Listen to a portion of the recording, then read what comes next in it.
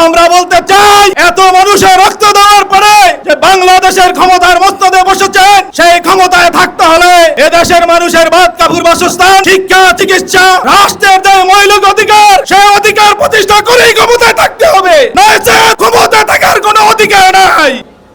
আপনারা জানেন, বিদ্যুৎ কিছুক্ষণের জন্য আসে আর বেশি সময়ের জন্য চলে যায়।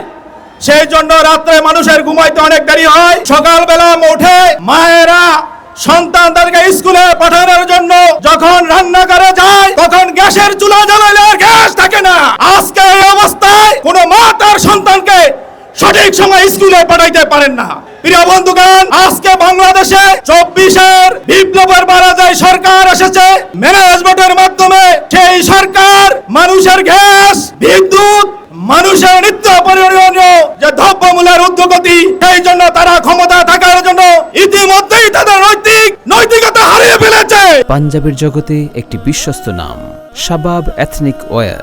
আমরা বলতে চাই, এত মানুষের রক্ত দেওয়ার পরে যে বাংলাদেশের ক্ষমতার মস্তদে বসেছেন, সেই ক্ষমতায় থাকতে হলে এদেশের মানুষের ভাত কাপড় বাসস্থান, শিক্ষা, চিকিৎসা, রাষ্ট্রের যে মৌলিক অধিকার, সেই অধিকার প্রতিষ্ঠা করেই ক্ষমতায় থাকতে হবে, নয়তো ক্ষমতায় থাকার কোনো অধিকার নাই। এবং আজকে এই গ্যাসের দুর্ভোগ, এগুলা যদি সমস্যা সমাধান না করেন, এই তাল বাহানা করে বেশি দিন ক্ষমতা টিকে থাকতে পারবেন না এবং সেই সুযোগ দেওয়া হবে না।